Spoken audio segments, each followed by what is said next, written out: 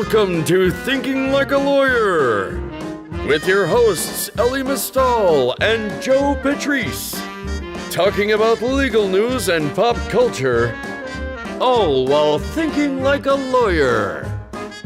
Here on Legal Talk Network.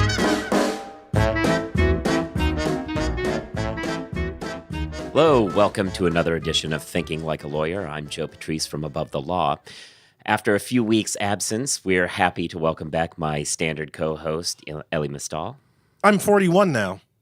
Okay, that's great. We're excited to How old are you, Joe? know this. 28.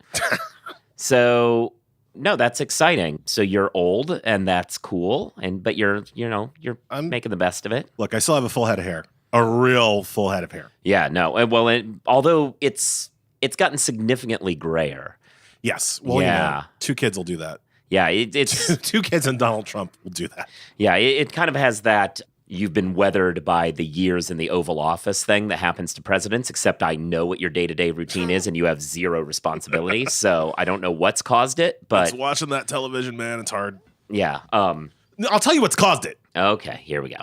It's crap like this Washington Post story about Elizabeth Warren. So that is a dumb story, isn't it? So today, when we're recording this, you'll hear this next week. When we're recording this, Washington Post just released a feature investigative story about Elizabeth Warren determining that while she was a law professor, she earned money.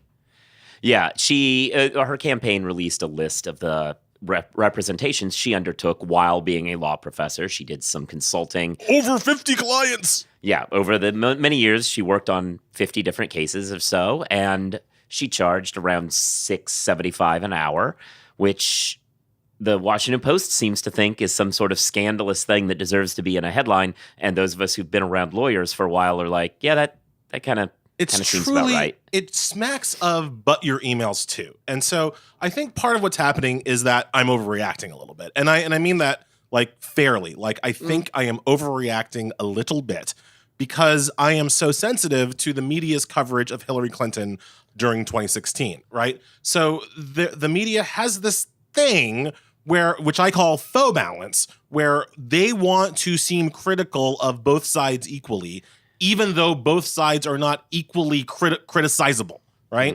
And in an attempt to show that faux balance, they will hit upon some non-issue and rise it up to the level as if it's a real thing. So the Washington Post story makes me worried that they're doing that. But even if I take that out of the equation, as you did in your piece about this, which you should read about on Above the Law, even if I take that faux balance overreaction, kind of an allergic reaction to the mainstream media's coverage of Hillary Clinton, even if I take that out, what I'm left with is a dumb fucking nut of a story about how a law professor had clients and earned money that was presented with no context about how other lawyers, they were, as you said, it was $675. There was no context about what other lawyers charge for their representation, other high-end lawyers charge, nor was there any context about how incredibly common it is for your law professor to take on clients, especially if they're a law professor at a major university like Harvard. People forget, and I'll let you talk in a second, Jeff. No. But people forget that, like, especially if you're a professor at a school like Harvard or Yale or Columbia, one of these, you are a professor there because this is your life. This field of law is your passion. And yes, you want to write about it. Yes, you want to teach about it, but you also want to take clients about it because it keeps you in the game. So it's completely normal for a law professor to take on clients. And this story would never have been written about a male presidential candidate who's taken on a lot of clients. And I can prove that because y'all don't even know how much Alan Dershowitz charges for his representations. And that's actually a good point there.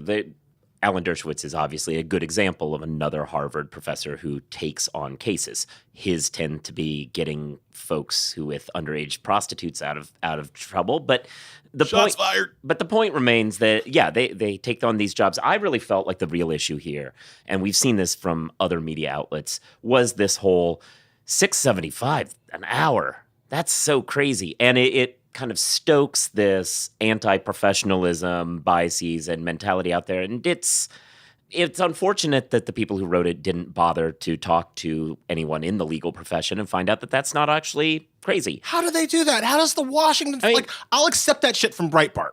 But how does What? the Washington Post write an entire 2,000-word article and not talk to a single other lawyer? Yeah, I mean, that was problematic. And you say Breitbart, but this is more of a New York Post jam when Barbara Jones, who was working on the Cohen case, famously turned in a bill for $40-some-odd thousand for reviewing tens of thousands and thousands of documents over the course of a month.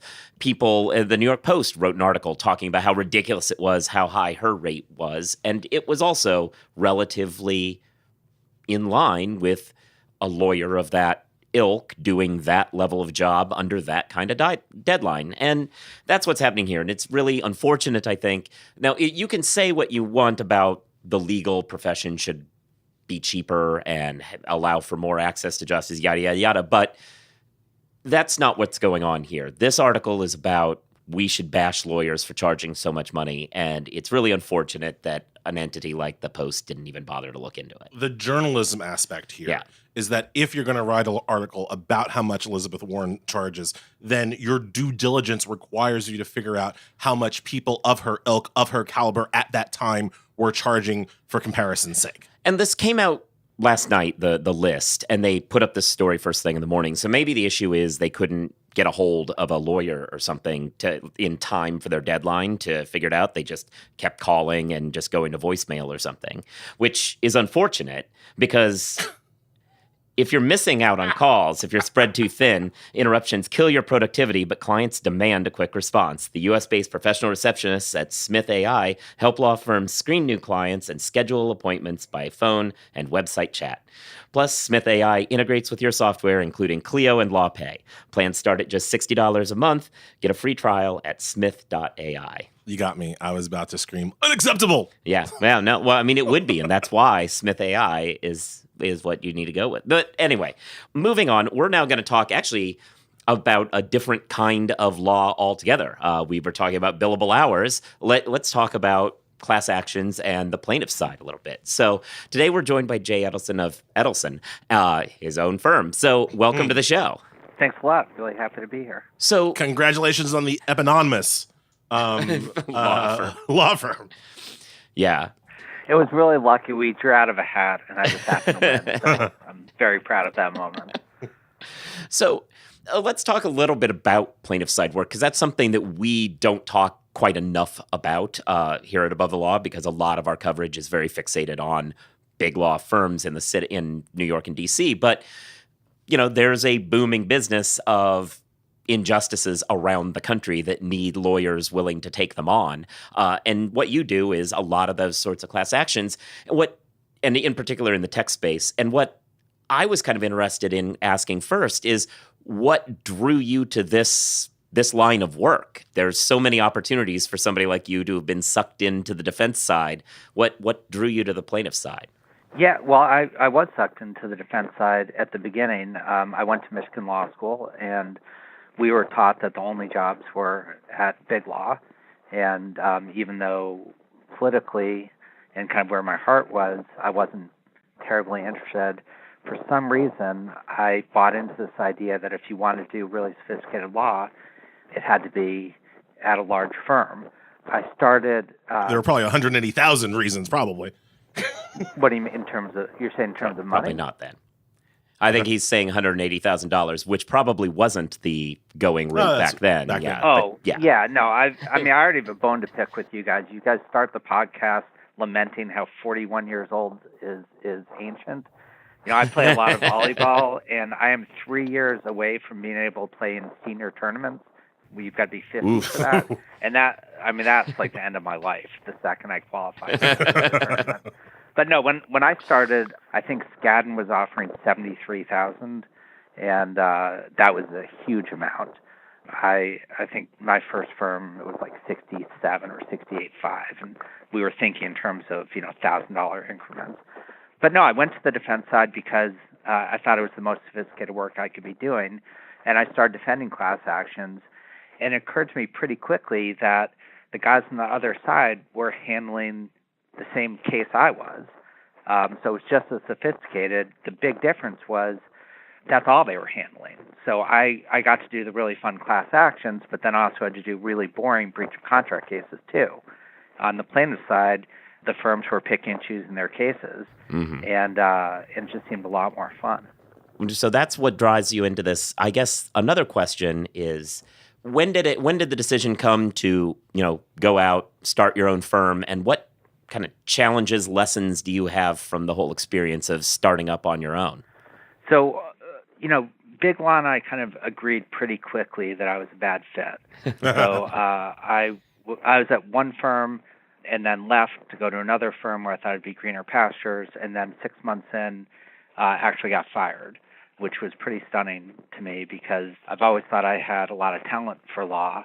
And what I didn't realize is that, part of what you've got to do on really just have success if you're working for a boss is to understand that they're your boss and you got to be deferential and all of that. And I'm just not really built that way. So the hierarchy. Yeah, it was difficult though. I had a wife and a mortgage, and she was in medical school, so it was a pretty scary time. But I realized quickly that I really liked law. I just didn't like law firms. So I switched to a plaintiffs firm, and I worked there for a couple of years to kind of learn the business side of it, and then started my own firm when I was about 4 years out. I had gone to court, I think, twice.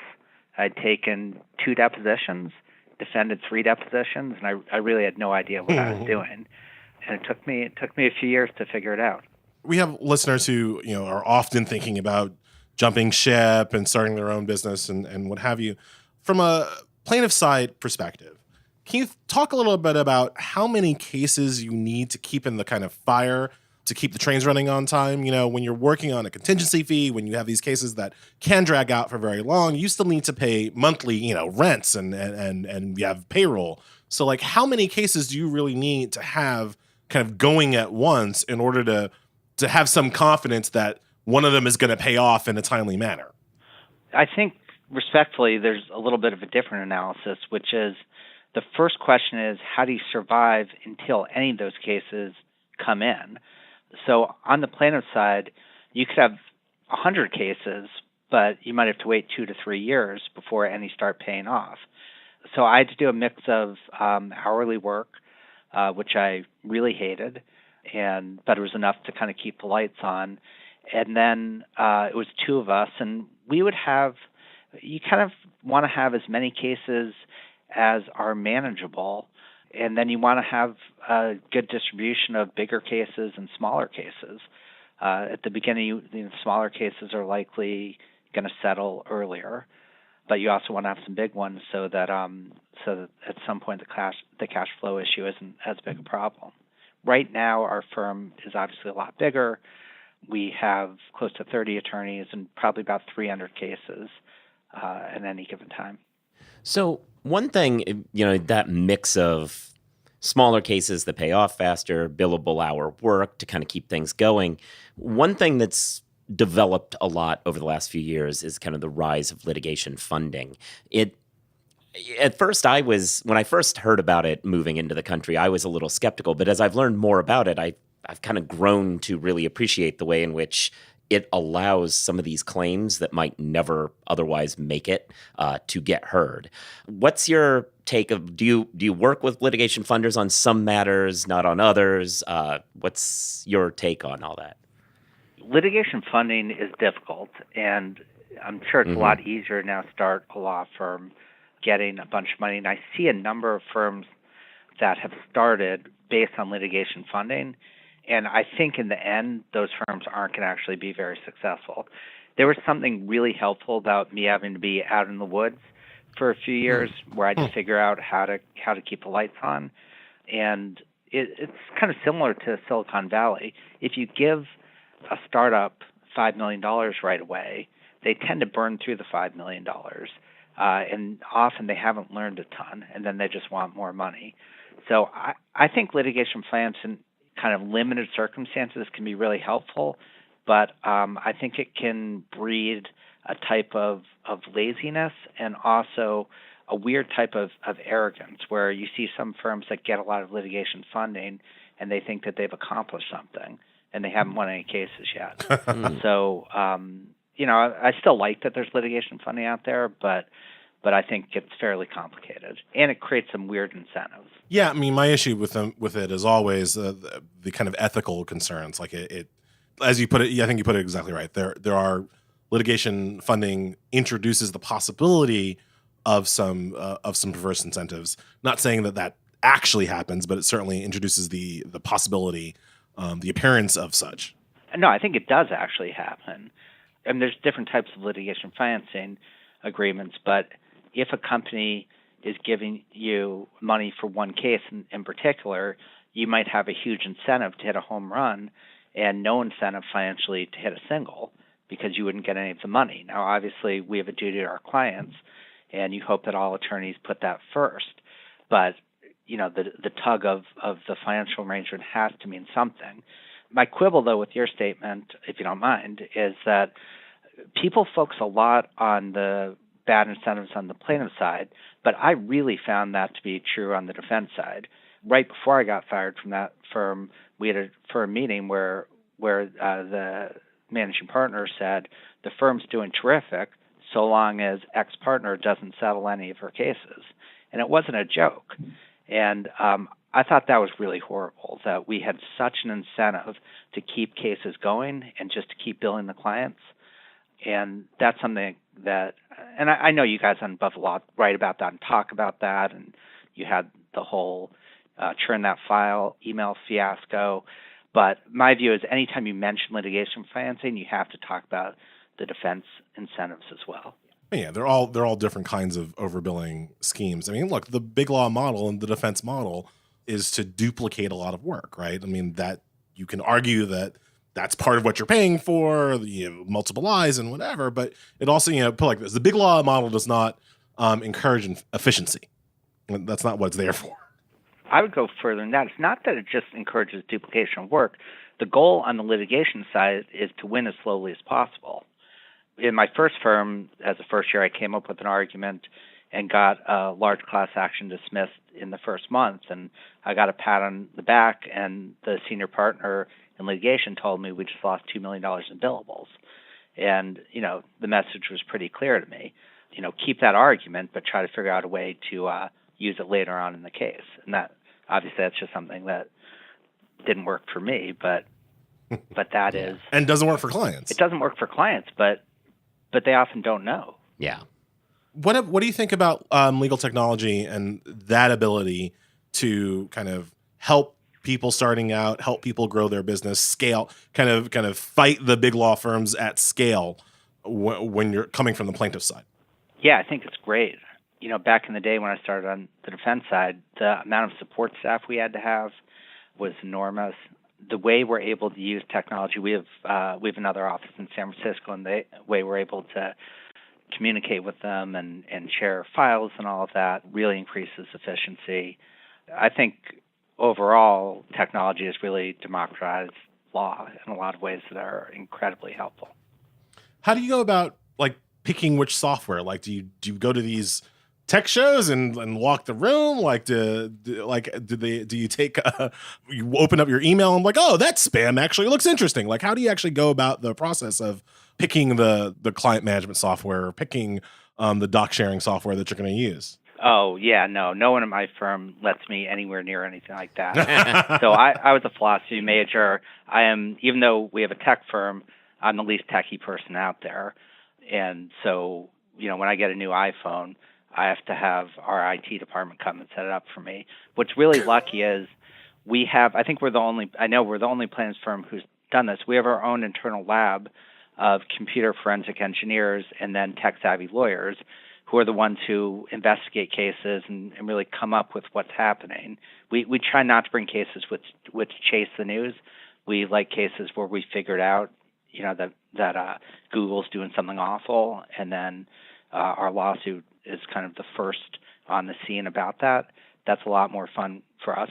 So because we have that infrastructure in place, questions like what software should we be using get easily answered by those people, certainly not by me. Can I pivot then and ask you, how do you hire the lawyers then? Because, I know lots of lawyers who, are young millennials, and they're the Luddites of their generation, right? Like the law doesn't necessarily attract your most kind of tech savvy type of mind. How do you go about finding the talent then for your lab for that kind of work?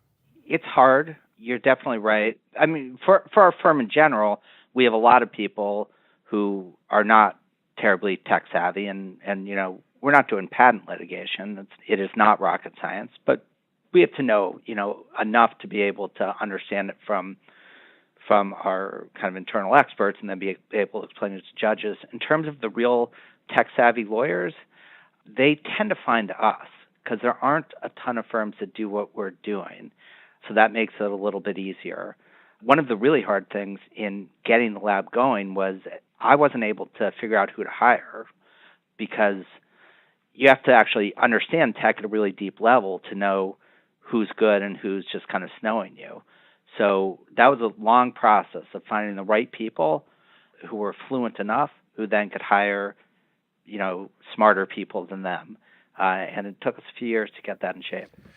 One thing that, on the subject of hiring, one thing about your firms, you have this reputation as a kind of like a startup environment, a more loose collegial environment. And that comes through in some of the marketing. And one question I wanted to ask is about the marketing, some of the marketing decisions. Like on your bio, everyone in the firm lists their superpower they would prefer to have and stuff like that. What was kind of the thinking there? Like, have you seen that as kind of successful, especially when you're trying to deal with people who are, generally tech people suing the tech world? Is that kind of marketing been a real boom for you?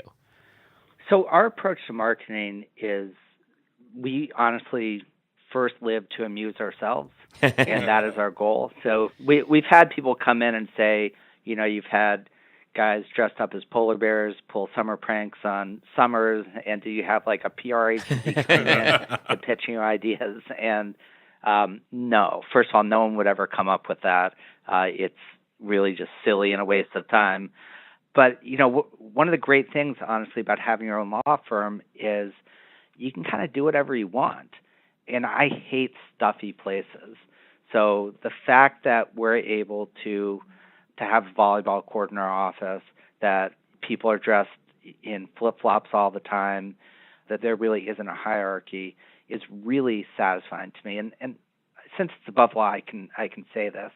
It's also kind of an FU to all the other firms out there who had this view that if you didn't come in and wear a suit every day, and you didn't have this, if you hadn't practiced for 8 years, you couldn't go to court. I love that every day we show that's just bad thinking in my view. We have third-year associates who've done 5 or 6 big federal appellate arguments and have won them. And these aren't pro bono cases where, a lot of firms use that to give people experience. These are like key issues that our firm has, but the attorneys are amazing, and they do an incredible job, and we let them argue it because we think that they're best positioned to argue it. Well, you raised an all-time classic story there, so now we've got to dig a little deeper into it for the people who don't remember it. You mentioned the summer associate issue. This is an all-time classic above the law story. And I want to hear you kind of go through the oral history of it a little bit. You brought in a summer associate that clashed a little bit with the rest of the class, but by design. Yeah, so we hired a fake summer associate, a professional actor, and his job was to be the worst summer associate of all time. And he was here for a week. The problem with him was that he's so charming and funny. Everyone loved him.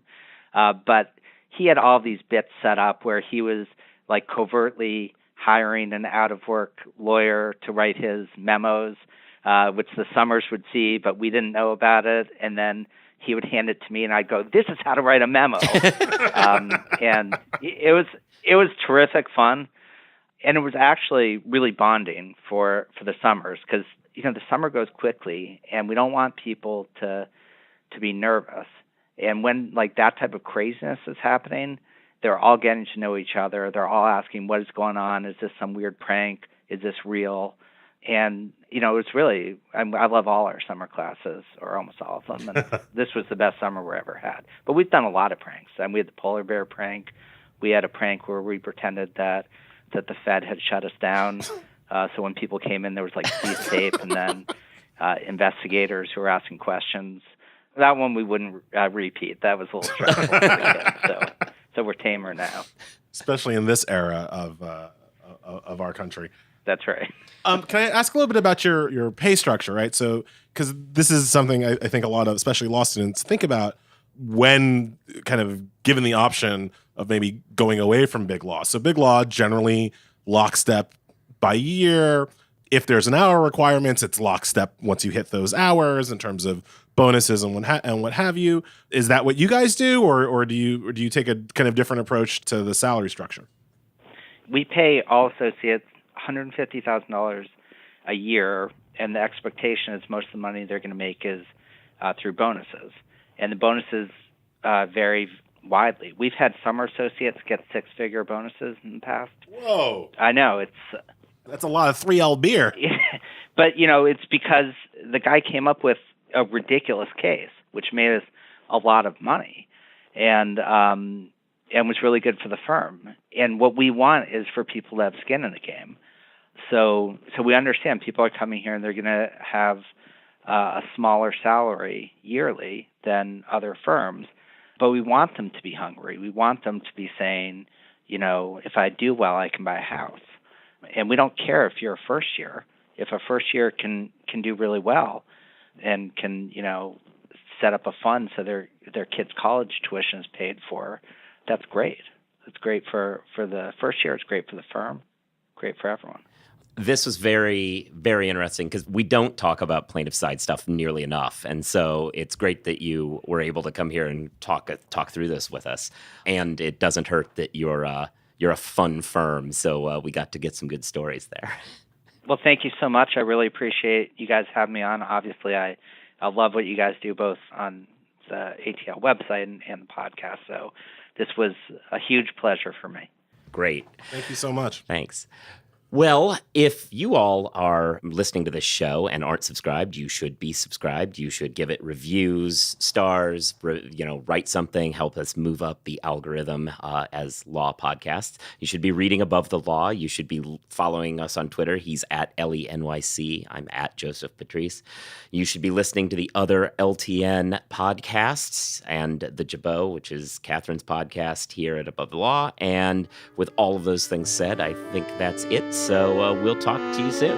Happy summer. If you'd like more information about what you've heard today, please visit LegalTalkNetwork.com. You can also find us at AboveTheLaw.com, ATLRedline.com, iTunes, RSS, Twitter, and Facebook.